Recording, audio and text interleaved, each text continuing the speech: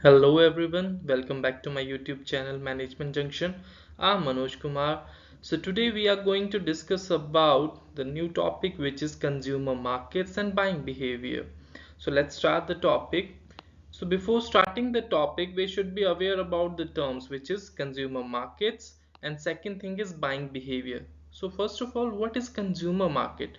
So consumer market refers to the group of individuals or the households who purchase goods and services for what? For their personal use or consumption.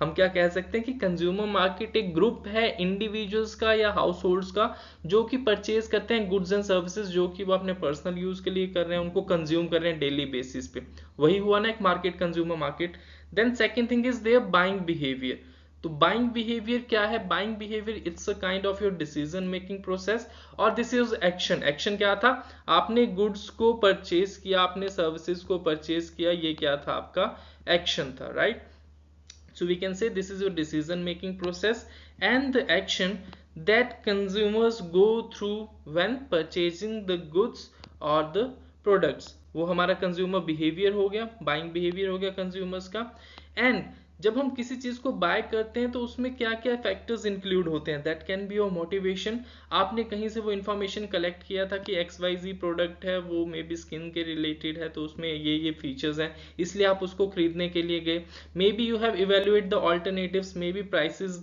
Wise आपको वो जो product था वो थोड़ा कम लग रहा था as compare to other competitors इसलिए आपने उसको खरीदा इसलिए आपने वो परचेज डिसीजन लिया या फिर उसके बाद आपका पोस्ट परचेज इवेल्युएशंस क्या थी ये सब चीजें हम आगे प्रोसेस में भी डिस्कस करेंगे then after that the importance of understanding the consumer buying behaviour अगर हम अब ये मार्केटर या कंपनी के परस्पेक्टिव से बात करें तो उनको भी तो अंडरस्टैंड करना पड़ेगा कंज्यूमर का buying behaviour right and it's very crucial for them to understand that and अगर उन्होंने उस चीज को समझ लिया तो वो उसको क्या हेल्प होगी उनको it will help them to develop effective marketing strategies उनको समझ आ जाएगा कि हम अपने कंज्यूमर को किस तरह से अट्रैक्ट कर सकते हैं then second thing is they will be able to identify the target markets अब उनको पता है कि उनका प्रोडक्ट है उसकी डिमांड कौन से रेंज में है target market on the basis of demographic geographic किसी भी तरह से then they are going to create the appealing products अब उन्होंने एक सर्वे कंडक्ट किया उससे उन्हें पता चला कि उनमें पैकेजिंग की वजह से उनको अच्छा लगता है प्रोडक्ट उसमें जो भी किसी तरह का अदर्स फीचर्स थे वो थी चीजें तो उससे वो अपना प्रोडक्ट को ज्यादा अपील करवा रहे हैं then determining the pricing strategy you know that you are not the single person in the market or you are not the single company in the market there are so many competitors over there so according to that you have to determine the price so that आप pricing strategy से भी अपने ज़्यादा से ज़्यादा consumer को अपनी तरफ attract कर पाएं and also you have to design some persuasive promotional campaigns maybe आपने जो advertisement है या campaigns है वो थोड़ा इस तरह से बना रहे हो that you will be able to click those things with the mind of your consumer or the customers after that what are the factors which influence your consumer behavior so there are several factors which shape the consumer buying behavior and it includes like first thing is your cultural factor cultural factor में आपका culture किस तरह का है सब culture किस तरह का आपकी सोसाइटी या सोशल क्लास किस तरह की है ये सब चीजें इंपैक्ट करती हैं आपके वैल्यूज पे बिलीव्स पे एंड प्रेफरेंसेस पे अकॉर्डिंग टू दैट आप चीजें प्रेफर करोगे अभी नेक्स्ट स्लाइड में जब मैं इनके एग्जांपल दूंगा चीजें बहुत ही इजी और सिंपल हो जाएंगी आपके लिए अंडरस्टैंड करने के लिए then the second thing is social factor नाम से क्लियर है मतलब जो आपका रेफरेंस ग्रुप है आपका फैमिली का एनवायरनमेंट है आपका सोशल रोल्स हैं स्टेटस हैं वो सब चीजें इन्फ्लुएंस करती हैं आपकी चॉइस पे आपके बिहेवियर्स पे then the third thing is personal factor में आपकी एज के अकॉर्डिंग आपके टेस्ट एंड प्रेफरेंसेस चेंज होंगे लाइफ साइकिल स्टेज किस तरह की है आपका ऑक्यूपेशन किस तरह का है उसके अकॉर्डिंग आपकी इनकम क्या है आप उसके अकॉर्डिंग चीज़ों को प्रेफर करोगे देन योर इकोनॉमिक सिचुएशन आपका लाइफस्टाइल किस तरह का आपके पर्सनैलिटी ट्रेट्स किस तरह है ये सब चीज़ें भी कहीं ना कहीं आपके बाइंग बिहेवियर को अफेक्ट करती हैं इन्फ्लुएंस करती हैं देन द साइकोलॉजिकल फैक्टर अब साइकोलॉजिकल फैक्टर्स में मे बी आपकी मोटिवेशन किस तरह की आप चीज़ों को किस तरह से परसीव करते हो अगर आपकी कोई पॉजिटिव परसेप्शन है तो आप इसलिए उस प्रोडक्ट को लेने के लिए जा रहे हो थोड़ी सी नेगेटिव परसेप्शन है तो आप उसको अवॉइड करोगे, उसका कोई अल्टरनेटिव देखोगे। आपकी लर्निंग मेमोरी किस तरह की, आपके बिलीव्स किस तरह के हैं, और ये सब चीज़ें जो हैं, जो साइकोलॉजिकल फैक्टर है that shape how the consumer perceive and respond to the marketing stimuli. Okay, now the examples. सबसे पहले हमने बात की कल्चरल फैक्टर्स की, राइट। सो कल्चरल फैक्टर्स पे मैंने यहाँ पे कंसीडर किया मैकडी का example. So why I have consider the McD example. अब मैकडी क्या करता है कि वो जो अपना मेन्यू है वो लोकल कल्चरल प्रेफरेंसेस के अकॉर्डिंग जो है डिफरेंट कंट्रीज के अकॉर्डिंग चेंज कर देता है। Here we have consider example of India. अब इंडिया में जो पोर्शन ऑफ, एक सिग्निफिकेंट पोर्शन ऑफ जो पॉपुलेशन है वो क्या है, वेजिटेरियन डाइट्स है due to their culture and religion beliefs. तो अब वहां पे मैकडी ने क्या किया, मैकडी ने इंट्रोड्यूस करवा दिया मैक आलू टिक्की बर्गर और उनका जो वेज महाराजा मैक था, राइट। सो ये कल्चरल फैक्टर थे, अकॉर्डिंग टू उनके बिलीव्स, उनके जो भी वैल्यूज थे उसके अकॉर्डिंग वो वेज पे ज्यादा फोकस करते हैं। तो कंपनी ने भी अपने प्रोडक्ट को उस तरह से चेंज किया सो दैट वो अपना मार्केट को ज्यादा एक्सपेंड कर सकें, ज्यादा से ज्यादा कस्टमर्स को गेन कर सकें। Then the second thing is social factor. अब सोशल फैक्टर आज के टाइम में क्या है, companies are taking the help of influencer marketing on the social media platforms. उसमें वो क्या करते हैं, किसी भी इन्फ्लुएंसर को रीच करते हैं, उनके साथ कोलैबोरेट करते हैं, बिकॉज मे बी उनके जो फॉलोअर्स हैं वो 1 मिलियन 2 मिलियन 10 मिलियंस हैं। तो वहाँ पे वो एक वाइड रेंज मिल जाएगी उनको अपने कस्टमर्स की, तो वो अपना प्रोडक्ट उनके थ्रू वहाँ पे एडवर्टीज करेंगे। जैसे आपने अपना, आप इंस्टाग्राम पे वीडियोस वगैरह देखते होंगे। Let's take an example of boys. तो अगर किसी को बियर्ड का बहुत ज़्यादा शौक है तो वो बियर्डो ऑयल की एडवर्टीजमेंट्स वहाँ पे आ रही होंगी, वो मॉडल्स के थ्रू, इन्फ्लुएंसर के थ्रू हेल्प लेंगे। If you are considering the example of girls, उनको ब्यूटी प्रोडक्ट्स अच्छे लगते हैं, उनको क्लोथिंग्स बहुत अच्छी लगती हैं, तो they are targeting those influencer जो कि फैशन के लिए ज़्यादा कॉन्शियस है, उनको ज़्यादा अवेयर है, उनके थ्रू वो अपने प्रोडक्ट को एडवर्टाइज करेंगे। Then the personal factor. Personal factor में here we have considered the example of Apple marketing strategies. अब Apple क्या करता है, डिफरेंट डिफरेंट एज ग्रुप को टारगेट करने के लिए अपनी एडवर्टीजमेंट भी उसी तरह से चेंज कर देता है। जैसे अगर वो यंग जनरेशन को, यूथ को ज़्यादा अट्रैक्ट करना चाहता है, then they will emphasize on the your technical features, technological advancement, जो भी लेटेस्ट फीचर आने वाले हैं। जबकि अगर वो थोड़ा सा एल्डर एज, ओल्डर ग्रुप की तरफ जाएंगे तो वो बहुत ही सिंप्लिसिटी पे और ईज ऑफ यूज पे फोकस करेंगे। Then the psychological factor.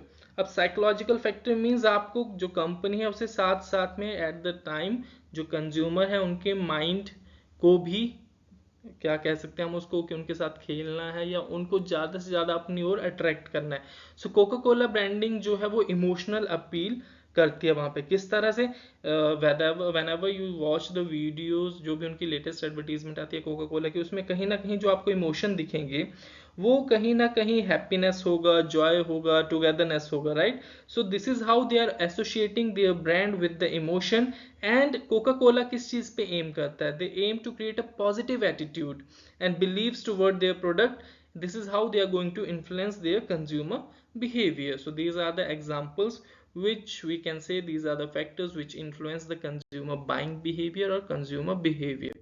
After that, the types of consumer buying behavior. अब आपने कभी कोई प्रोडक्ट खरीदना है तो then there are, according to the situation, according to the demand of the time, आपका जो टाइप रहेगा consumer buying behavior का वो वेरी करेगा। So here the first thing is complex buying behavior.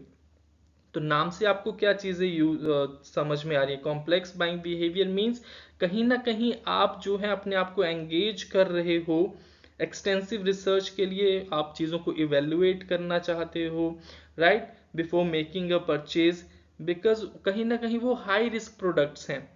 जब मैं आगे एग्जांपल दूंगा चीज़ें आपको और ज़्यादा क्लियर हो जाएंगी, राइट। जैसे कि when you are purchasing a new car, अब देखो कार एक ऐसी चीज़ है कि आप उस पर इन्वेस्ट करोगे may be minimum 7 to 10 lakh, 10 lakh plus, तो आप हर एक साल या 6 महीने बाद तो कार नहीं बदलोगे ना।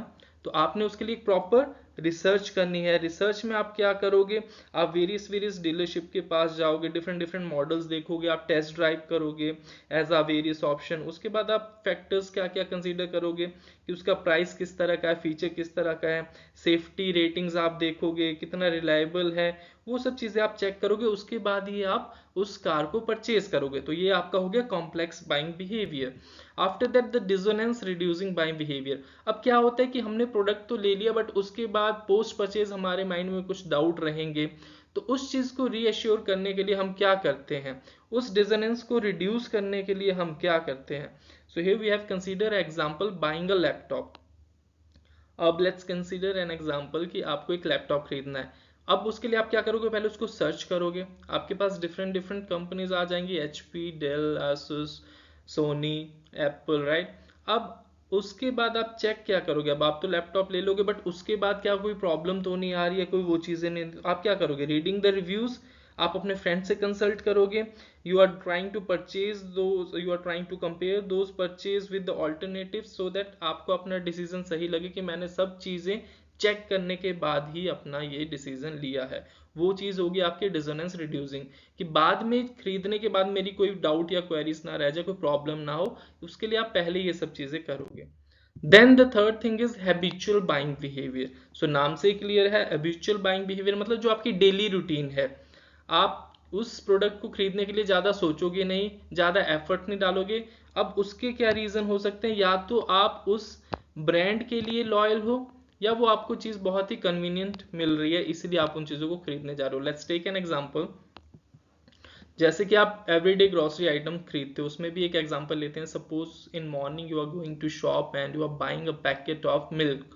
सो आपने वहां पे एक स्पेसिफिक नाम दे दिया कि मुझे वेल्का का या सुपर का ही दूध का पैकेट दो। वो क्यों है, बिकॉज वो कहीं ना कहीं आपकी एक डेली रूटीन में, मे बी आप उसमें भी जो है आपने कहा कि मुझे जो वेल्का का है वो जी डबल टोन मिल्क दे दो, रेड पैकेट दे दो, इस तरह से आप स्पेसिफाई करते हो चीज़ों को। क्यों, क्योंकि आपको लगता है आपकी डेली रूटीन में वो चीज़ है कि उसमें ज़्यादा फैट है, क्रीम ज़्यादा है, कोई भी रीज़न रहा होगा XYZ उसका। After that the variety seeking buying behaviour. अब कुछ कंज्यूमर्स क्या होते हैं कि वो एक पर्टिकुलर ब्रांड पे, प्रोडक्ट पे फिक्स नहीं रहते हैं। क्यों, क्योंकि उनको जो है चीज़ें एक्सप्लोर करनी है, नए नए एक्सपीरियंस लेने हैं, राइट। सो उसके लिए वो क्या करेंगे, स्विच करेंगे बिटवीन डिफरेंट ब्रांड्स और प्रोडक्ट्स। और उसका मेन रीजन क्या है, because they want to check the services और the quality of the product. यहाँ पे हमने एग्जांपल कंसीडर किया, you are trying out different different restaurant. अब आपने एक पहले XYZ रेस्टोरेंट में गए, वहां पे आपने खाना खाया, आपने सोचा अब नेक्स्ट वीक हम जो है ABC रेस्टोरेंट में जाएंगे। क्यों, क्योंकि आपको नई चीजें एक्सप्लोर करनी थी, नए क्यूजीन देखने थे कि उनका रेसिपीज किस तरह का है, वो किस तरह का मसाला डालते हैं, टेस्ट किस तरह का है, वो सब चीजें आपको चेक करनी थी। That is your variety seeking buying behaviour. Now coming to the main thing, that is the consumer buying decision making process। अब आपने सामान खरीदना है, उसके लिए एक प्रोसेस रहती है, डिफरेंट डिफरेंट स्टेजेस रहती हैं, जिसके थ्रू आप प्रोडक्ट को परचेज करते हो, राइट। सो यहाँ पे जब हम बात करेंगे प्रोसेस की, तो सबसे पहले आ गया नीड रिकॉग्निशन। अब आपने कोई भी सामान अगर खरीदना है, तो कहीं ना कहीं आपको पहले उसकी नीड फील होनी चाहिए ना, कि मुझे ये सामान चाहिए इसीलिए मैं उसको खरीदूंगा। Let's take an example, if you are a student, right, आप 12th पास आउट हुए, आप कॉलेज में जाने वाले हो। अब आपको लग रहा है कि मुझे जो है एक लैपटॉप की ज़रूरत है, for the after the admission in the first semester there is a requirement of laptop for preparing those PowerPoint presentations या कुछ और काम के लिए। तो आपने रिकॉग्नाइज कर दिया नीड को कि मुझे एक लैपटॉप की जरूरत है। क्यों, क्योंकि मुझे असाइनमेंट्स बनानी पड़ेंगे, मुझे रिसर्च करना है, I have to stay connected with my classmate and professor. तो यहाँ पे नीड को रिकॉग्नाइज कर लिया हमने। अब अभी सिर्फ आपकी नीड क्या है कि आपको जो है सिर्फ एक अभी इतना पता चला कि मुझे लैपटॉप लेना है, राइट। अब उसके लिए आप क्या करोगे, उसके लिए आप इंफॉर्मेशन सर्च करोगे कि मुझे जो लैपटॉप है वो कौन सा लेना है, क्या उसके फीचर्स रहेंगे, राइट। आपका एक बजट होगा कि मुझे इस प्राइस रेंज में। अब लेट्स टेक एन एग्जांपल कि अगर करंट सिनेरियो की बात करें, मुझे i7 प्रोसेसर वाला लैपटॉप चाहिए, जिसमें कि SSD हो, रैम वगैरह उसका 8 GB हो, 8 GB से ज़्यादा का हो। आफ्टर दैट उसकी जो स्टोरेज है वो 500 GB प्लस हो या 1 TB हो। ये सब चीज़ें आपने फिगर आउट कर दी। तो अब आप इंफॉर्मेशन सर्च करने लगे कि वो HP का लैपटॉप सही रहेगा, डेल का लैपटॉप सही रहेगा, जो भी आपके रिक्वायरमेंट्स है उसके अकॉर्डिंग, राइट। वो हो गया आपका इंफॉर्मेशन सर्च। अब इंफॉर्मेशन सर्च के बाद आपने इवेल्युएशन ऑफ ऑल्टरनेटिव्स। अब आपके पास जो ऑल्टरनेटिव्स थे लैपटॉप के लिए वो क्या क्या आ गया, मेरे पास HP का है, Asus की अवेलेबिलिटी है, मे बी मैं डेल के लिए जाऊंगा, तो आपके पास सब ये ऑल्टरनेट्स आ गया। अभी भी आप इनको चेक करोगे कि HP का प्राइस रेंज क्या है, Asus का क्या है, डेल का क्या है, उसके बाद इनके फीचर्स किस तरह से कंपैटिबल हैं, जो आपकी एक्सपेक्टेशन है उसके अकॉर्डिंग कौन सा मीट कर रहा है। देन अकॉर्डिंग टू दैट आपका बजट मान लो 40K है, आपको i7 प्रोसेसर चाहिए, आपको रैम कितना चाहिए, वो सब चीज़ें आपने एक डिसीजन लिया कि जो भी आपकी रिक्वायरमेंट थी वो HP फुलफिल कर रहा है, तो आपने क्या किया, HP का लैपटॉप परचेज कर लिया। अब उसके बाद जो लास्ट स्टेज है, यहाँ पे ही आपका प्रोसेस खत्म नहीं हुआ। अब उसके बाद क्या है, पोस्ट परचेज इवेल्युएशन। अब आपने क्या किया, जब पहले खरीदा था उससे पहले, खरीदने से पहले आपने क्या किया, पूरे ऑल चेक किया था इंफॉर्मेशन वगैरह। अब आप उसको यूज करोगे, जब आप यूज करोगे तब आपको चीजें समझ में आएंगी कि जो फीचर्स बताए थे क्या वो वैसे ही एज इट इज या नहीं है। नाउ हियर अगर वो सब चीजें आपकी रिक्वायरमेंट के अकॉर्डिंग है, अकॉर्डिंग टू योर एक्सपेक्टेशन है, तो कहीं ना कहीं आप क्या करोगे, वर्ड ऑफ माउथ होगा, आप अपने फ्रेंड्स को आगे रेफर करोगे कि मैंने ये वाला लैपटॉप यूज किया था, बहुत ही अच्छा है, तुम भी इसे यूज करो, लाइक दैट, राइट। सो वो हो गया आपका पोस्ट परचेज इवेल्युएशन। अगर उसके फीचर्स या उसकी परफॉर्मेंस आपकी एक्सपेक्टेशन से मैच नहीं करेगी तो आप डिससेटिस्फाई करोगे, आप वहां पे रिव्यूज अच्छे नहीं दोगे, आप आगे किसी को रिकमेंड नहीं करोगे वो चीजें। Then when you have to apply this process in a practical way, तो वहां पे भी सबसे पहली चीज आ गई आपकी हाई इन्वॉल्वमेंट परचेज डिसीजन।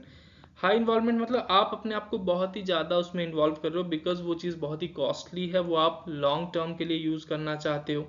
और वहीं अगर हम मार्केटर के पर्सपेक्टिव से देखें तो वो क्या चेक करते हैं, उनको किस चीज पे फोकस करना है, कि वो जो है अपने प्रोडक्ट के बारे में ज्यादा से ज्यादा डिटेल प्रोवाइड करवाएंगे, क्योंकि उन्हें एक ट्रस्ट बिल्ड करना है, and also they are trying to emphasize the product benefits. और वहीं जो कंज्यूमर था, बिकॉज उसने वो चीज आगे आने वाले 10 साल 20 साल लॉन्ग लाइफ लॉन्ग लेनी है, तो वो उस चीज के लिए बहुत ही ज्यादा अच्छे से इन्वॉल्व हो जाएगा, वो मार्केट रिसर्च करेगा।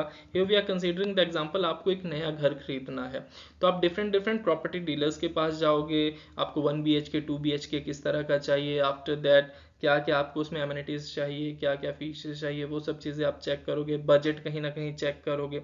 वहीं अगर दूसरा एग्जांपल इसी में लें कि आपको अपने आप से एक घर बनाना है, तो उसके लिए भी आप क्या चेक करोगे कि उसका जो रॉ मटेरियल है वो आप सबसे बेस्ट लोगे, अच्छी क्वालिटी का सरिया यूज करोगे उसमें, राइट। आप अच्छी क्वालिटी का सीमेंट यूज करोगे, अच्छी क्वालिटी की टाइल्स यूज करोगे, पेंट यूज करोगे, बिकॉज वो 20 साल 25 साल तक घर चले, आप इसलिए उन चीजों को बहुत ही हाईली इन्वॉल्व रहोगे। Then second thing is low involvement purchase decision. अब मतलब जो हमारा कंज्यूमर है वो उसमें ज्यादा इन्वॉल्व ही नहीं हो रहा है, बिकॉज वो उसकी एक डेली रूटीन वाली चीज है, वो उसके लिए हैबिचुअल है, उसे पता है कि ये प्रोडक्ट किस तरह का है। तो कंपनी यहाँ पे किस तरह से रिलायबल रहता है, रेपिटेशन के ऊपर। They are trying to attract the consumer with the help of packaging, अच्छी अच्छी पैकेजिंग लगा के रिटेलर्स को कहेंगे कि आप इसको फ्रंट पे लगाओ, so that we will be able to attract more and more consumer and point of purchase. जैसे कि नॉर्मल सी चीज है बाइंग टूथपेस्ट, तो अब आप शॉप पे गए, आपने मांगा कि मुझे कॉलगेट दे दो, मे बी उसने आपको कॉलगेट की जगह पेप्सोडेंट दे दिया, आपने उसमें उतना ज्यादा ध्यान नहीं दिया कि ठीक है मुझे ब्रश ही करना है, तो वो आपके वहां पे लो इन्वॉल्वमेंट थी। Then the third thing is the impulse buying. अब इम्पल्स बाइंग क्या होता है कि आप बिना सोचे बस ऐसे ही कहीं गए हो, मे बी आप एक मॉल में गए हो, आप जस्ट घूमने के लिए गए थे, बट सडनली आपने वहां पे रिटेल किसी आउटलेट पे कुछ आपको प्रोडक्ट डिस्प्ले पे दिख गया, आपको मे बी वहां पे कुछ डिस्काउंट दिख गया कि फ्लैट 50% ऑफ, और आपका एकदम से माइंड बन गया कि चलो इस प्रोडक्ट को खरीदते हैं। तो इसके लिए जो मार्केटर हैं या कंपनीज है वो किस चीज पे फोकस करते हैं कि वो इस तरह के अट्रैक्टिव डिस्प्लेज लगाते हैं जो अपील करता है कि आओ इस प्रोडक्ट को खरीदो, because you are getting 60% off, original price इतना था मे बी 2000, अब आपको वो चीज सिर्फ 500 या 600 में मिल रही है, तो आप उसको खरीदने जाओगे, राइट। वहां पे प्रमोशन हो रही है, उन्होंने एक लिमिटेड टाइम ऑफर रखा है कि बस 2 दिन की सेल है, जल्दी से खरीदो वरना ये आपके हाथ से चली जाएगी। So that is a example we are considering कि आप मॉल में गए, आप बस एक घूमने के लिए गए थे, बट आपको एक प्रोडक्ट दिख गया कि लेट्स टेक एन एग्जाम्पल, आप इंडियन टेरेन में चले गए कि buy one get one free मिल गया या 60% ऑफ चल रहा है अभी, तो आपके एकदम से माइंड किया कि चलो कोई ना एक शर्ट एक ट्राउजर खरीद लेते हैं वहां पे, राइट? सो ये आपकी इम्पल्स बाइंग होती है. So with this we have covered today topic and I hope the concept is clear to you. And if you are new to channel, then please do like my videos, do share my videos with your friends so that they will get benefited with these videos.